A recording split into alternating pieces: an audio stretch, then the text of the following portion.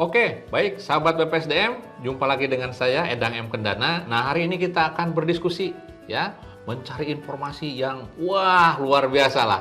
Sudah hadir di tengah-tengah kita nih narasumber yang sulit untuk mendatangkan ke sini itu agak susah gitu ya. Kang Edang. Hari ini sudah hadir di tengah-tengah kita Bapak Insinyur Gunawan MA. Nah, beliau ini adalah Widya Iswara ahli utama dari BPSDM Kemendagri. Saya kira di lingkup Kementerian Dalam Negeri itu sudah hafal siapa beliau gitu ya. Nah, kita akan ulik-ulik, kita akan kupas tuntas nih. Ada materi yang akan disampaikan pada sekarang ini adalah tentang hubungan Kementerian Dalam Negeri. Hubungan Kementerian Dalam Negeri dengan pemerintahan daerah. Ya, seperti apa? Nanti kita dengarkan. Baik, panggilnya apa enaknya ya? Silakan enaknya lah, Mas atau Bung ya. Bung. Cocoknya panggil Bung. Oke, Bung Gun. Jadi tadi sudah disampaikan di awal, jadi hubungan Kementerian Dalam Negeri dengan pemerintahan daerah. Secara filosofinya seperti apa menurut Bapak? Oke. Halo, sahabat BPSDM. Ya. Terima kasih ya, kita jumpa lagi ya. Ini Kang Edang yang luar biasa. Kemarin ketemu saya diminta untuk bisa bincang-bincang ya. Mudah-mudahan ini kita bisa membicarakan sesuatu yang bermanfaat. Nah, kalau kita bicara hubungan Kementerian Dalam Negeri dengan pemerintahan daerah, kita harus bisa melihat dulu lah paling hulu yaitu kebijakan atau yuridis formalnya tentang ini. Kita nggak bisa lepas dari pembukaan Undang-Undang Dasar 1945 alinea keempat. Ya. Alinea keempat di pembukaan ya Undang-Undang Dasar 45. Karena di situ sudah disebutkan tujuan negara kita ya. Nah, kalau kita harus memahami ya, sahabat BPSDM semuanya kita harus memahami ini tujuan negara itu apa sih? Ada 4 ya. Yang pertama adalah melindungi segenap bangsa Indonesia dan seluruh tumpah darah Indonesia. Yang kedua adalah memajukan kesejahteraan umum. Yang ketiga mencerdaskan kehidupan bangsa. Dan yang keempat, ikut melaksanakan ketertiban dunia. Saya kira 4 tujuan inilah harus kita pahami karena ini tidak lepas dari bagaimana nanti kita para penyelenggara negara itu melaksanakan tugasnya, ya kan. Nah, dalam konteks yang dikaitkan dengan topik tadi, kita harus juga ingat bahwa negara kita adalah dipimpin oleh presiden ya. Presiden itu dalam konteks Undang-Undang Dasar merupakan pemegang kekuasaan pemerintahan. Jadi presiden adalah pemegang kekuasaan pemerintahan sesuai dengan pasal 4 Undang-Undang Dasar 1945. Pasal 4, ada di pasal 4. Baik. Nah, kemudian kita tengok lagi di pasal yang lain bahwa negara kita adalah berupa Negara Kesatuan Republik Indonesia (NKRI). NKRI ya. Ya, NKRI ini dibagi atas daerah-daerah provinsi, ya, dan kemudian daerah provinsi itu dibagi atas daerah kabupaten dan kota. Dan tiap-tiap provinsi itu merupakan dibagi lagi menjadi kabupaten dan kota, itu maksudnya. Masing-masing daerah itu, provinsi maupun kabupaten kota, mempunyai pemerintahan daerah. Mempunyai pemerintahan daerah. Itu diatur di dalam Undang-Undang Dasar di pasal 18. Undang-Undang 45 ya, pasal 18. Itu sudah bicara pemerintahan daerah. Dan kemudian pemerintah daerah yang di pasal 18 itu diamanatkan diatur dengan undang-undang. Dan kemudian undang-undang itulah yang melahirkan undang-undang tentang pemerintahan daerah. Undang-undang tentang pemerintahan daerah. Undang-undang yang sekarang ya, undang-undang 23. Kalau sekarang sekarang itu 23 tahun 2014. Oke, baik. Nah, kalau kita bicara tadi sebagai negara kesatuan, itu tentu ada konsekuensinya ya, bahwa pemegang kekuasaan pemerintahan dan tanggung jawab akhir pemerintahan itu ada di tangan presiden. Muaranya ada di Bapak Presiden. Ya. Tadi di pasal 4 presiden sebagai pemegang kekuasaan pemerintahan. Nah, di pasal 5 mengatakan bahwa tanggung jawab akhir pemerintahan itu ada di presiden. Ya, Di sisi lain lagi kita bicara tadi ada pemerintahan daerah gitu kan. Nah, kira-kira filosofis atau landasan yuridis formalnya itu sudah kelihatan rangkaiannya ya. Dan untuk menyelenggarakan pemerintahan itu kemudian dijabarkan di dalam berbagai urusan pemerintahan. Nah, untuk itulah presiden dibantu oleh menteri yang melaksanakan. Jadi urusan pemerintahan, urusan kekuasaan presiden gitu. Tadi. Yang dilaksanakan oleh para menteri. Itu akan dibantu oleh menteri yang akan melaksanakan urusan tertentu. Jadi masing-masing itu urusan tertentu. Masing-masing menteri akan diberi tanggung jawab untuk melaksanakan urusan pemerintahan tertentu. Ya. Itu di pasal 5 juga, masih pasal 5 di Undang-Undang Dasar 45 ya. Nah, lebih lanjut lagi, penyelenggaraan urusan pemerintahan di daerah itu dilaksanakan berdasarkan asas desentralisasi. Sebentar, desentralisasi ini. Dekonsentrasi dan tugas pembantuan. Desentralisasi adalah? Desentralisasi adalah penyerahan urusan pemerintahan oleh pemerintah pusat kepada daerah. Kata kuncinya penyerahan urusan. Penyerahan urusan pemerintahan ya. Oke. Kemudian berikutnya dekonsentrasi. Dekonsentrasi adalah pelimpahan sebagian urusan pemerintahan yang menjadi kewenangan pemerintah pusat kepada gubernur. Kata kuncinya pelimpahan sebagian kewenangan. Gubernurnya sebagai wakil pemerintah. GWPP. Juga kepada instansi vertikal tertentu, karena memang beberapa instansi vertikal itu masih ada. Dan juga kepada dari gubernur. Maksud saya kepada gubernur atau bupati wali kota untuk pemerintahan umum. Satu lagi tugas pembantuan. Ya, adalah. Nah, kalau tugas pembantuan itu adalah penugasan dari pemerintah pusat kepada daerah otonom untuk melaksanakan sebagian urusan pemerintahan yang menjadi kewenangan pemerintah pusat atau dari pemerintah daerah provinsi kepada daerah kabupaten kota. Jadi tugas pembantuan itu penugasan. Jadi kalau desentralisasi itu pelimpahan. Dekonsentrasi itu apa? Bukan pelimpahan itu. Desentralisasi penyerahan urusan. Kalau dekonsentrasi itu pelimpahan. Kalau tugas pembantuan penugasan. Jadi di sini bisa dilihat kalau pelimpahan itu otomatis menjadi kewenangan daerah. Kalau pelimpahan itu masih urusannya pusat. Masih ada. Penugasan itu juga sama dengan pemerintahan pusat. Kira-kira itu ya. Nah, semua itu tentunya akan menjadi tanggung jawab pemerintah daerah untuk melaksanakan urusan-urusan yang tadi yang sudah dilimpahkan. Urusan apa saja urusannya? Urusannya apa saja. Ini penting sekali untuk kita ketahui bersama ya.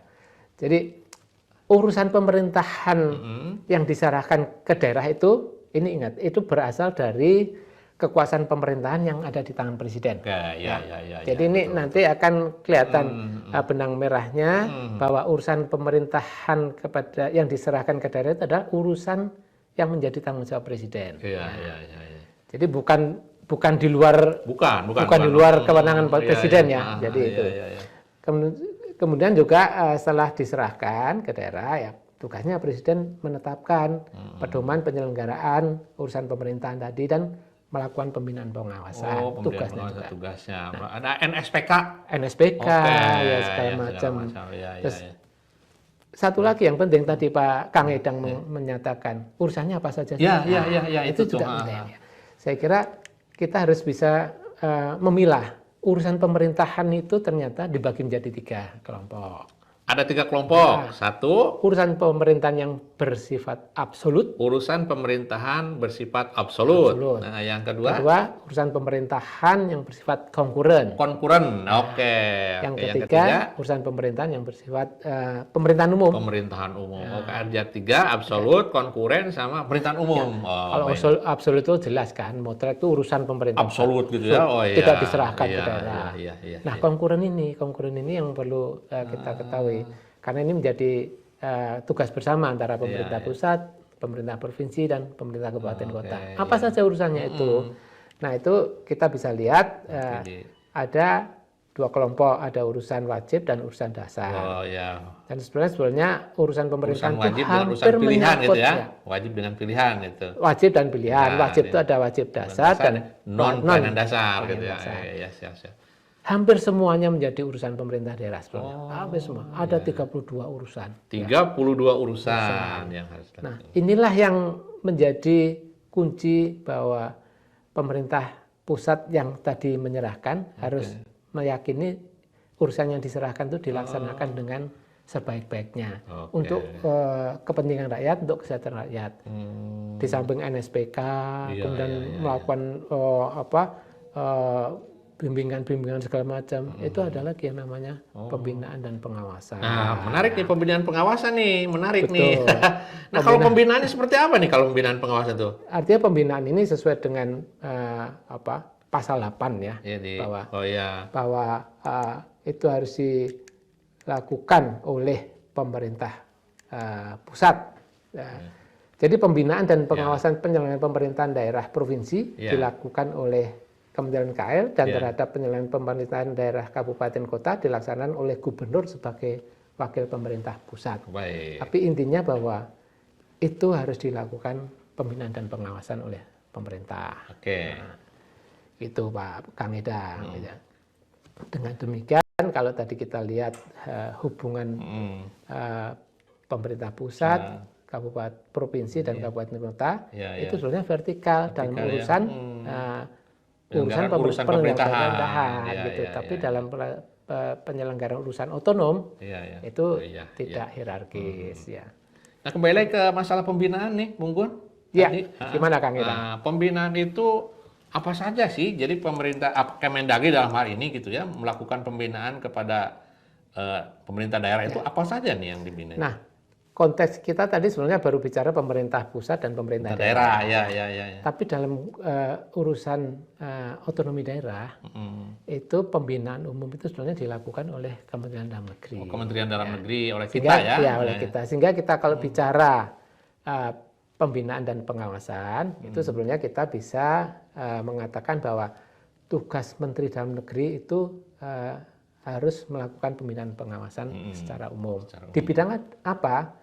Itu ada 10 lingkup ya, 10 lingkup pembinaan. Ada 10. 10. Iya, satu adalah pembagian urusan pemerintahan. Pembagian urusan pemerintahan. Yang kedua adalah bagaimana kelembagaan daerah. Kelembagaan daerah, oke.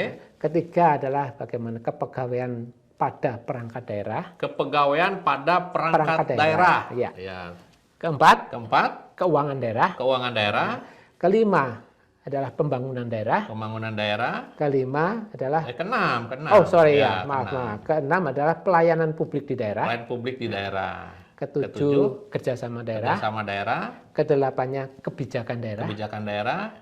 Kesembilannya, kepala daerah dan DPRD. Kepala daerah dan DPRD. Itu kan sering mereka. Itu harus dilakukan secara khusus. Dan yang kemudian terakhir adalah bentuk pembinaan lainnya sesuai dengan ketentuan peraturan perundang-undangan. Iya, jadi ada 10-nya. Ini untuk sahabat BPSDM saya kira ini harus diketahui ya semuanya, khususnya untuk kita nih di lingkup Kementerian Dalam Negeri gitu, apa yang melakukan pembinaan dari Kementerian Dalam Negeri kepada pemerintahan daerah gitu ya, Pak. Betul. Nah, kalau bentuknya. Nah, bentuknya ini juga kita harus sering melakukan itu. Mungkin barangkali sahabat BPSDM sudah sering melakukan, tapi kadang-kadang jadi lupa apa sih ini bentuknya apa gitu ya. Ternyata saya sudah lakukan. Ya. Jadi yang pertama ya, bentuk-bentuk pembinaannya kita bisa lakukan fasilitasi. Fasilitasi. Ini agak tidak spesifik ya, tetapi semua kegiatan yang kita lakukan untuk kepentingan daerah untuk peningkatan kapasitas daerah itu biasanya disebut fasilitasi ya. Apapun itu dari proses awal sampai proses akhir ya. Maksudnya proses awal dari perencanaan. Perencanaan sampai dengan pertanggungjawaban.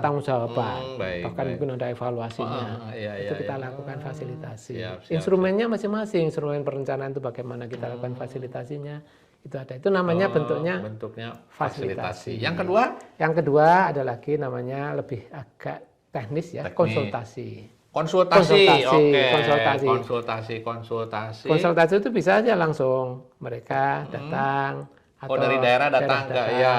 Tapi zaman sekarang ya. Zaman sekarang ya. Oh, kalau sekarang kan pakai ini. Pakai ini bisa. Pakai ini ya. Oh iya. Tapi semuanya terkait dengan bagaimana daerah pengen tahu sesuatu, kita layani, kita lakukan pencerahan apapun namanya. Apakah petunjuk, apakah pertimbangan atau pendapat. Tentang persoalan yang dihadapi daerah. Itu konsultasi. Bentuknya apa saja ya, wujudnya ya bisa aja melalui surat. Oh, ya. Boleh ya? Boleh. Ya, surat atau datang langsung. Datang langsung boleh. Tapi harus ada dokumen gitu ada ya? dokumen. Hasil dari konsultasi misalnya. Iya, baik. Itu menjadi satu dokumen legal nanti. Oke, itu namanya konsultasi. Yang ketiga? Yang ketiga lebih teknis lagi, ini pendidikan dan pelatihan. Wah, ini menarik nih, pendidikan dan pelatihan. Ini bagian juga dari pembinaan umum, wujud pembinaan umum kita. Iya. Jadi ini tujuannya biasanya untuk pengembangan kompetensi. Pengembangan kompetensi khususnya di Kementerian Dalam Negeri gitu ya, atau Negeri, khususnya untuk kompetensi pemerintahan kali ya? Itu bisa. Bisa aja bentuknya apa saja ya, karena kalau yang sudah terstruktur kita sudah punya banyak lah bahannya. Tetapi ada yang di luar struktur itu ya bisa aja, misalnya teknis gitu ya. Teknis atau untuk jabatan fungsional gitu ya, binaan kita Kemendagri ya. Kita kan punya binaan banyak kita ya. Ada pemadam kebakaran, Pol PP, P2UPD, kemudian operator database gitu. Banyak ya binaan kita. Itu sudah banyak dan saya kira sahabat BPSDM nanti juga suatu saat mudah-mudahan bisa ikut melakukan pembinaan ini kepada daerah. Tentunya di bidang yang dikuasai oleh sahabat BPSDM. Satu lagi nih. Masih satu lagi. Itu agak ilmiah ini. Penelitian dan pengembangan. Wah, itu penelitian dan pengembangan. Itu tugas kita juga. Wujud pembinaan yang dilakukan oleh Kementerian Dalam Negeri kepada pemerintah daerah. Itu jenis-jenisnya bisa macam-macam. Ada penelitian, pengembangan, pengkajian, bahkan penerapan juga. Menerapkan ya. Hasil karena daripada itu ya, Litbang. Karena kita sifatnya adalah kompetensinya pemerintahan, ya penerapannya mungkin bagaimana melakukan kebijakan yang betul, semacam itu. Bukan bangun sesuatu ya. Siap. Oke. Kira itu yang keempat. Wah, menarik ini. Oke, Bung Gun, ini menarik sebetulnya ya. Saya ingin berbicara ingin ngobrol banyak gitu dengan Bung Gun ini. Tapi nantilah sesi kedua ya. Ini memang belum tuntas. Belum tuntas. Ini baru bicara sebagian kecil. Ya. Mohon nanti disiapkan waktu, Bapak izin untuk menyiapkan waktu. Kita akan berbicara tentang tadi kan sudah pembinaannya tuh. Nah, sekarang nanti kita akan sesi kedua untuk berbicara tentang pengawasan. Ya, pengawasan. Terima kasih Bung Gun sudah hadir, ya sudah bisa berdiskusi, memberikan informasi kepada sahabat BPSDM. Sama-sama Kang Edang, terima kasih juga sahabat BPSDM sudah bersama kita. Ya. Oke, terima kasih sahabat BPSDM. Sekali lagi nanti kita ketemu lagi di sesi untuk khusus membahas tentang pengawasan, ya pengawasan. Terima kasih. Terima kasih. Sampai jumpa di lain kesempatan.